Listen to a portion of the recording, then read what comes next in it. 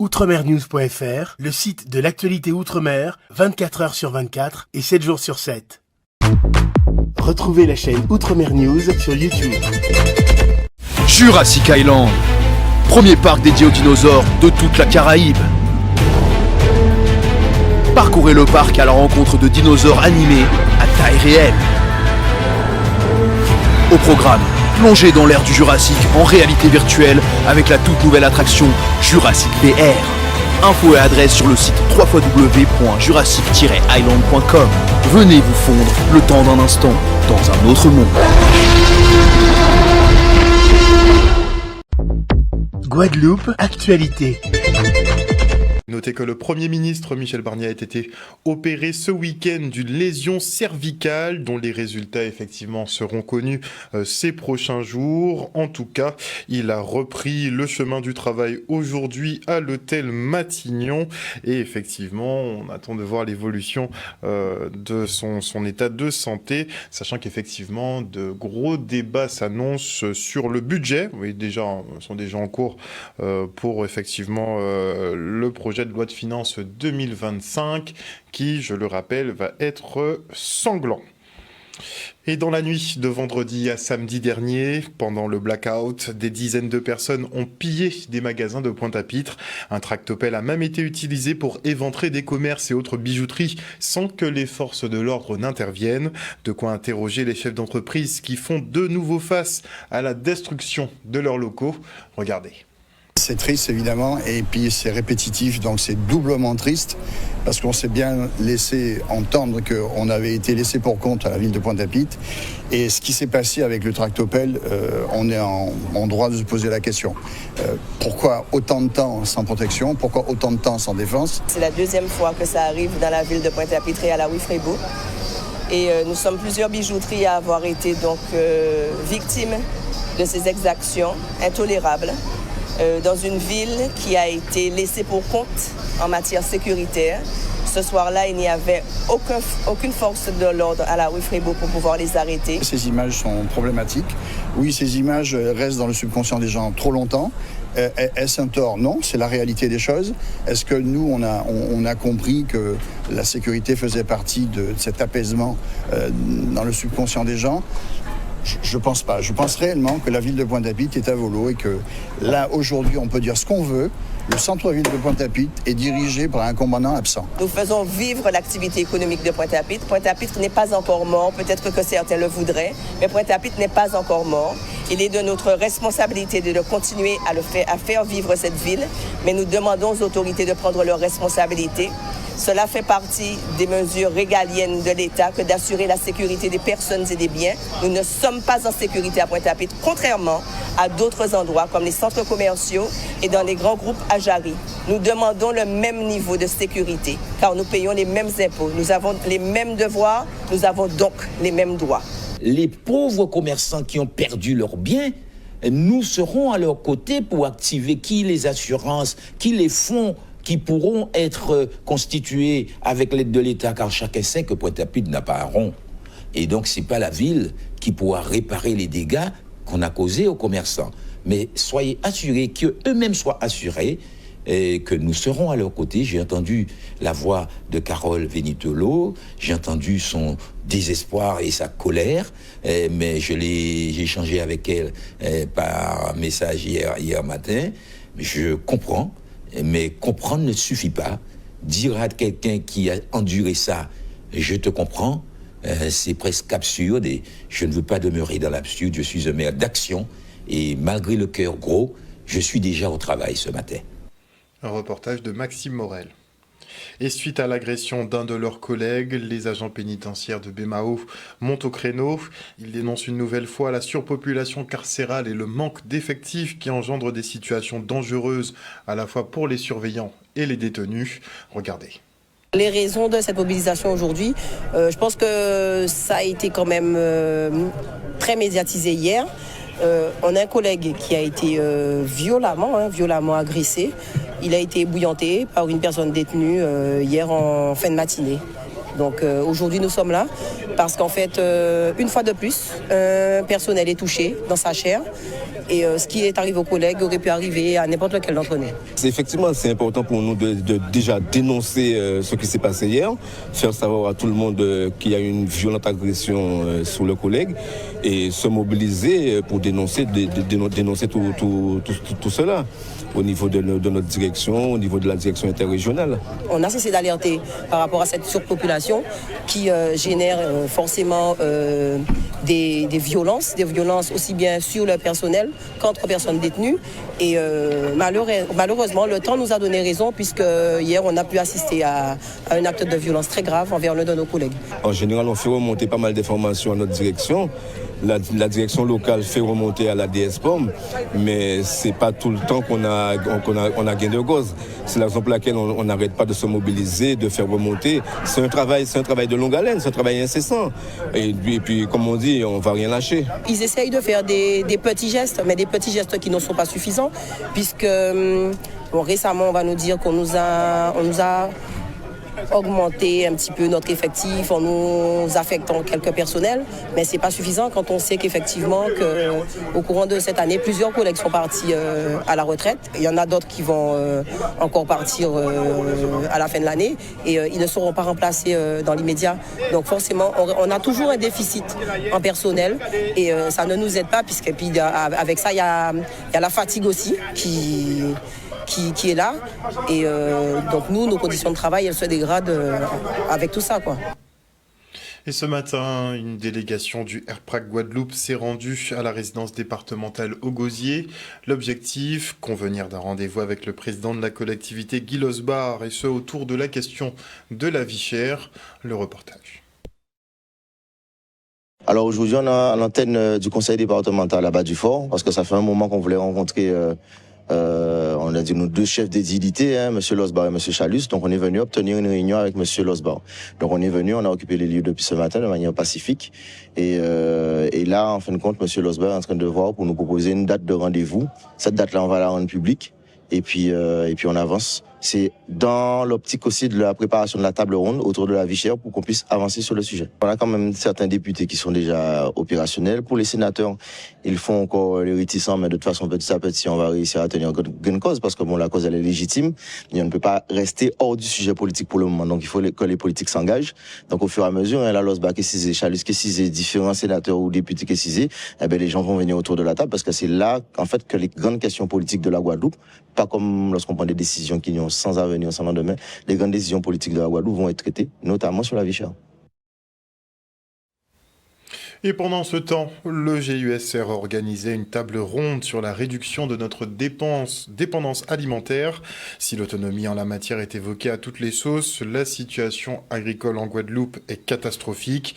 Nos productions se réduisent au fil des ans et trop peu de jeunes sont installés ou reprennent des exploitations. On fait le point.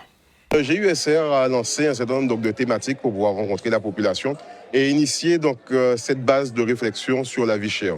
Donc nous avons voulu ce matin poser la réflexion avec nos agriculteurs sur la production locale, comment la protéger, comment la développer et surtout comprendre quels vont être demain les réflexes à mettre en place pour pouvoir la protéger et lui permettre de pouvoir se développer.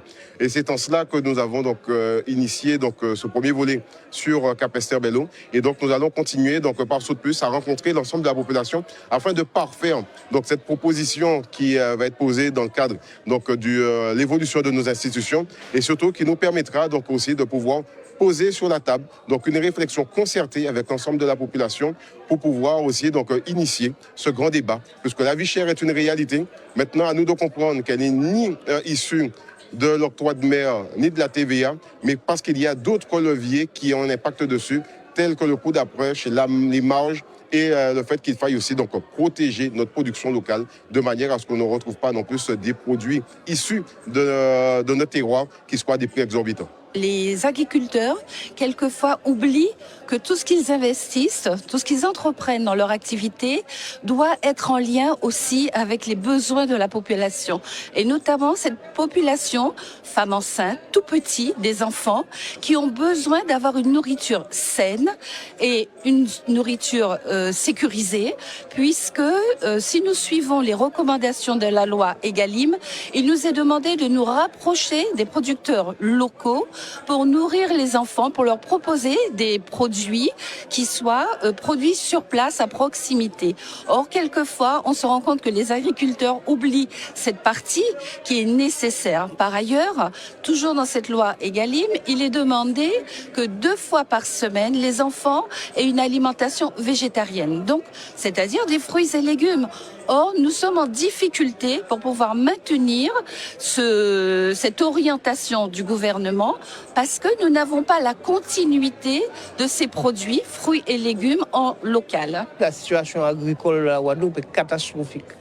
On ne produit presque plus rien et on n'a surtout pas de jeunes formés pour prendre la place. Des actions comme celle-ci, je crois qu'elles sont capitales. La participation de d'autres agriculteurs, de d'autres témoins comme moi encore, sera plus importante à mobiliser notre jeunesse pour qu'elle puisse venir jouer le rôle qu'il faut au niveau de la reprise des exploitations. On est en difficulté. Ce n'est pas nos enfants seulement qui doivent reprendre nos exploitations, mais nous avons aussi d'autres Guadeloupéens qui peuvent reprendre, qui peuvent gérer. Il y a beaucoup d'exploitations qui vont être remises en fonctionnement par notre jeunesse. Et il faut leur montrer l'intérêt de l'agriculture, mais aussi que c'est un métier qui est digne, qu'on gagne de l'argent quand on sait travailler. Parce que beaucoup de nos exploitations à Cap-Esther sont là et ont existé et pérennisé jusqu'à remplacement par nos enfants. Donc, il y a une pérennité. Il faut que les jeunes s'attachent et qu'ils viennent travailler avec nous en agricole. Il faut que des actions comme celle-ci, bravo à cette initiative-là, pour qu'on puisse continuer à faire mobiliser nos jeunes. Et la Chambre de métiers d'artisanat de Guadeloupe, elle, met en place une collaboration avec Haïti en termes de développement gastronomique. À cet effet, la Chambre reçoit Wiseman Seydé, fondateur de la Contrée du Chef et directeur du comité culinaire caribéen. Ce dernier est reconnu comme entrepreneur créatif et aussi, effectivement, à travers le programme Transcultura de l'UNESCO. Une notoriété et un savoir-faire qu'il compte mettre à profit dans le cadre d'organisation d'événements avec nos 2 territoires. Regardez. Alors je pense que c'est une ouverture qu'on avait déjà envisagée auparavant. Il y a eu un point mort. Je pense qu'aujourd'hui, la porte s'ouvre de nouveau et qu'on a besoin de gens à former. Je pense qu'il y a une forte demande dans la Caraïbe et ce projet avec Haïti, c'est un très beau projet. La gastronomie caribéenne est aimée de tous.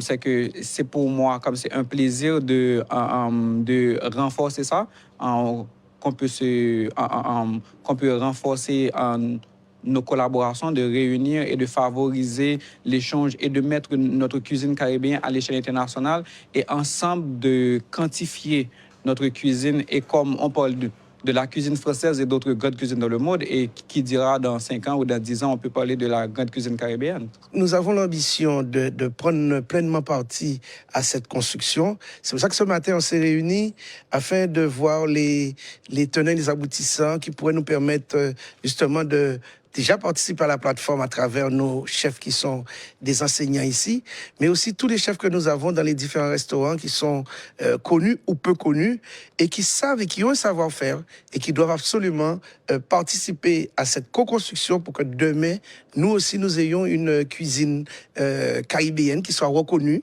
qui soit identifiée, qui soit notée dans les rubriques spécialisées. Et demain, c'est une ambition, mais qui est soutenue par ce jeune chef qui a vraiment de grandes idées, qui est déjà reconnu puisque son projet est soutenu par l'UNESCO.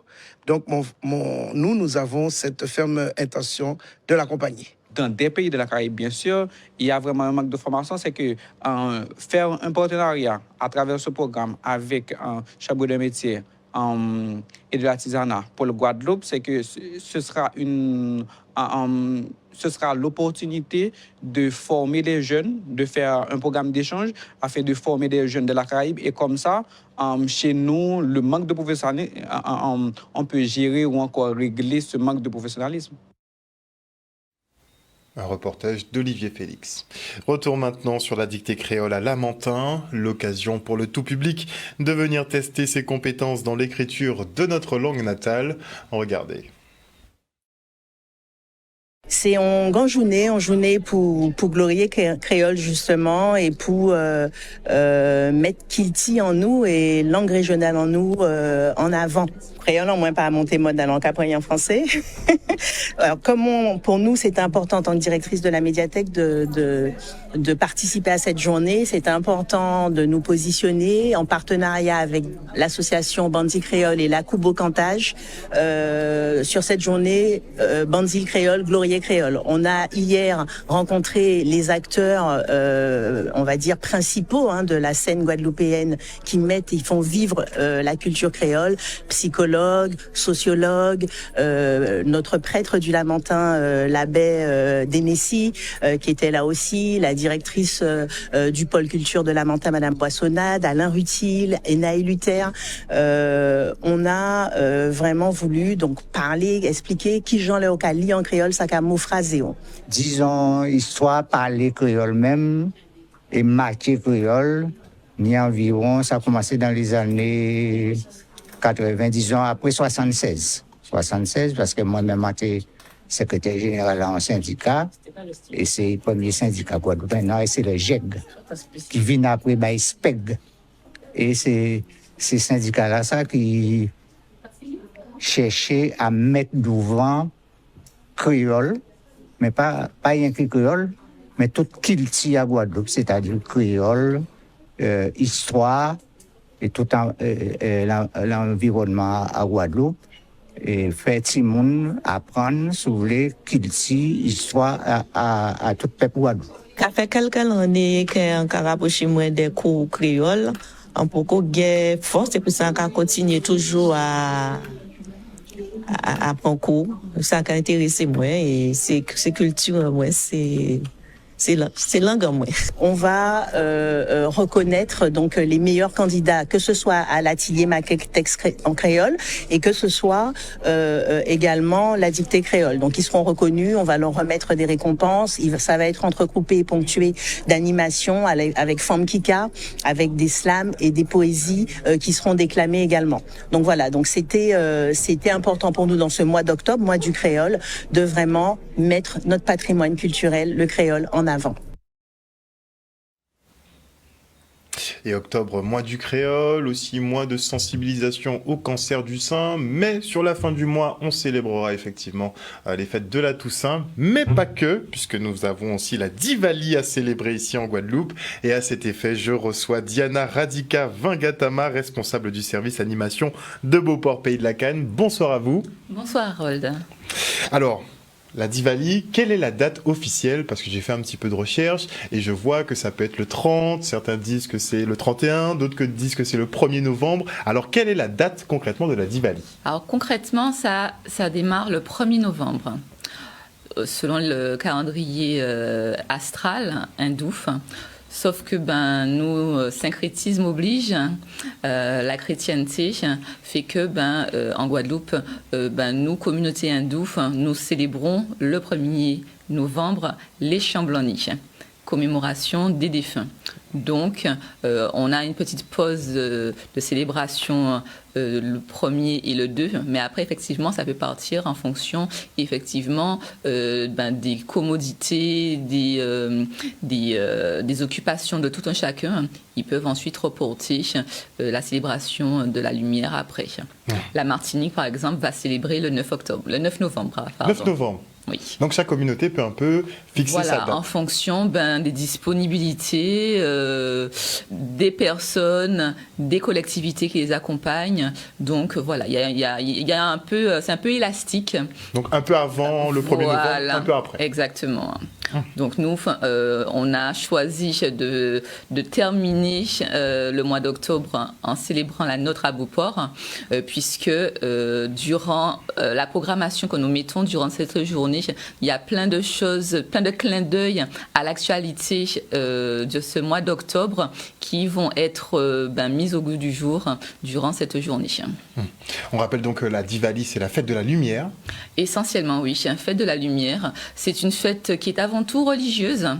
C'est une fête où l'on célèbre la divinité Lakshmi, divinité féminine, donc divinité que l'on invoque pour avoir de la paix, de la prospérité, non seulement prospérité matérielle, mais surtout spirituelle, avoir de l'abondance, avoir de la clairvoyance, avoir cette ouverture intellectuelle qui nous fait défaut parfois.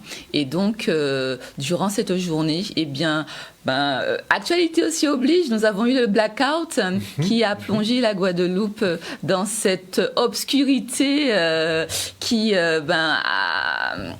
nous a un peu, qui a émoustillé nos sens de manière un peu négative. Et donc, Lakshmi, la Diwali, est une fête qui est là pour pouvoir dire que, peu importe les moments ténébreux dans lesquels on se trouve, la lumière est toujours présente et doit toujours être présente. Et donc, cette année, Beauport, on a voulu marquer effectivement cette présence des 170 ans indiennes au sein de la Guadeloupe, au sein de nos territoires domiens, mais également célébrer la présence de certains travailleurs engagés qui vont travailler à Beauport, parce que n'oublions pas que Beauport est un site industriel. Et donc nous avons eu des travailleurs indiens qui ont été sur nos terres. Alors, ce sera un hommage effectivement aux ancêtres. Vous, effectivement, dans la communauté indienne, vous gardez cette importance pour la spiritualité. Vous gardez la spiritualité au centre, effectivement, de vos pratiques. Mais en plateau, vous me disiez, on parlait de la Diwali qui est organisée, par exemple, vendredi, enfin samedi. C'était du côté de Zevallos, mais que c'est pas pareil. Oui, parce que la célébration qui a eu lieu samedi à Zevallos, elle a commencé depuis mercredi. Vendredi, il y a eu aussi la partie religieuse chez l'officiant Olivier Ramaille. Mais il faut savoir que on était plus sur la partie véritablement spectacle, activité en soirée. Nous, à Beauport, il faut surtout rappeler que nous sommes sur un site culturel, un site historique, et donc qui appartient au conseil départemental. Et dans ce sens, il y a une démarche de service public de faire effectivement la fête, mais aussi éducative. Et donc, dans cet aspect, dans la programmation qui est proposée, nous allons retrouver différents ateliers qui vont être à la fois artistiques, donc les différentes danses, Bollywood, Bharatanatyam, Kathak, traditionnel. Nous allons avoir du culinaire. Nous allons avoir aussi atelier fabrication d'huile végétale. Et donc là, nous allons repartir sur des plantes, la cannelle, le moringa, le vépélé, le nîmes. Sachant que la communauté indienne a ramené beaucoup, effectivement, de plantes. Exactement. Ici. Ensuite, nous aurons des conférences le matin et l'après-midi. Donc la première partie le matin avec Monsieur Jutsai, qui va parler donc de la présence des ascendants indiens sur notre territoire. Et l'après-midi, comme je le disais en préambule, nous allons marquer le début de la soirée à 17h par un posé-causé avec Franck Garin, Raymond Otto et Lissi Talouf, qui vont parler du vécu, de la célébration de la mort dans la communauté à la fois guadeloupéenne, indo-guadeloupéenne aux Antilles. Et puis ensuite, là, la partie festive qui va commencer. Mais toujours, vu que Diwali, qui est une fête, même si elle est culturelle, elle reste une fête aussi religieuse. Donc nous allons avoir une procession avec l'ensemble des associations qui nous accompagnent. Et puis après, une petite puja, un petit rituel pour honorer Lakshmi, et puis ensuite les différents spectacles qui vont commencer. Donc, dans cette journée, on a à cœur de mettre à contribution l'ensemble des partenaires du Nord Grande Terre. Donc, on est sur une démarche inclusive, et donc durant cette journée, site patrimonial, nous mettrons en avant un circuit entre Beauport et La Pietà, qui est une chapelle sur Port-Louis, à travers, balade en charrette avec Karma Balade. Donc, une très belle journée. Donc, pour ceux qui ne savent pas qu'est-ce que le panakon, ceux qui ne savent pas c'est quoi un biryani, ceux qui ne savent pas c'est quoi un riz pulao, eh bien, il faut qu'ils viennent. Il y aura de la dégustation, il y aura de la vente de repas. Donc, une belle journée riche en sensations, riche en émotions et riche en lumière. Merci beaucoup en tout cas Madame Diana Radika Vingatama d'être venue sur ce plateau ce soir nous présenter donc cette célébration de la Diwali qui se tiendra donc ce mercredi 30 octobre à partir de 9h. Ce sera sur le site de Beauport, pays de la Canne. Merci encore. Merci Harold. Et on se rend à la Créole Beach avant de se quitter au Gosier pour le spectacle musical Bienvenue au pays des Likinous. Cette production originale et 100% antillaise vise à faire travailler l'imaginaire de nos tout-petits. Regardez. Ce qui m'a poussé à créer ce spectacle, c'est quand j'observais pendant les chants de Noël qu'on était arrivé aux prémices du carnaval. Je ne retrouvais plus la magie qu'on avait à l'époque, pendant mon enfance. Et du coup, je me suis beaucoup mise à observer les enfants pendant nos événements. Et je trouve qu'aujourd'hui, on leur impose des attitudes, des prismes, des paradigmes de grandes personnes. Je trouve aujourd'hui qu'il faut vraiment aller plus loin et ramener les enfants dans le rêve, dans tout ce qui est lié à l'enfance, plutôt que de leur imposer une vie de grandes personnes. Je rejoins ce projet parce qu'il y a beaucoup de magie autour de ce spectacle. Et puis c'est la première, c'est un spectacle qui représente Noël, les lutins, mais vraiment 100% local, puisque l'histoire, je vous révèle un petit truc, ça se passe dans la forêt domaniale de la Coulisse, à Trois-Rivières, n'est-ce pas? Et puis ça permet aux enfants de découvrir un autre imaginaire, parce qu'on dit qu'un enfant qui ne rêve pas grandit trop vite, en fait, et il n'a pas d'avenir. Donc on a envie d'offrir du rêve et de l'avenir aux enfants de Guadeloupe à travers ce spectacle. L'enfance, pour moi, est un point de départ important pour la construction d'un adulte, et toute cette magie, toute cette rêverie est essentielle à une construction carrément d'une population. Voilà, je vois ce projet ainsi. Et comment on dit ça? C'est grain d'iri qui a fait ça d'iri.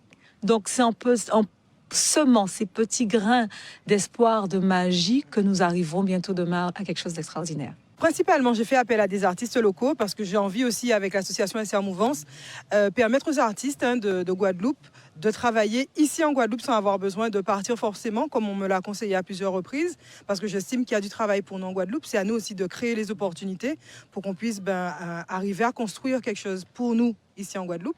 Et je fais également appel à Ivani, qui est une artiste qui gravite entre la Guadeloupe et l'Hexagone, parce qu'elle est aussi bien guadeloupéenne de par son père. On a une grande vision pour Bienvenue au pays des Likinous, très très grande et à long terme. On ne voudrait pas que ce soit un one-shot, comme par exemple le Roi Lion à Mogador, il perdure depuis des années.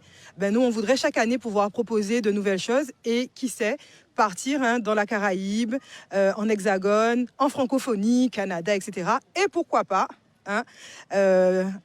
à Broadway. À Broadway, n'est-ce pas? Oui, voilà, oui, faire quelque chose de grandiose avec. Et ça, ce sera possible que si le public et tous les acteurs culturels nous accompagnent dans cette aventure. Nous sommes tous ensemble, le bonheur nous rassemble. Quand nous sommes tous ensemble, c'est le plus beau jour de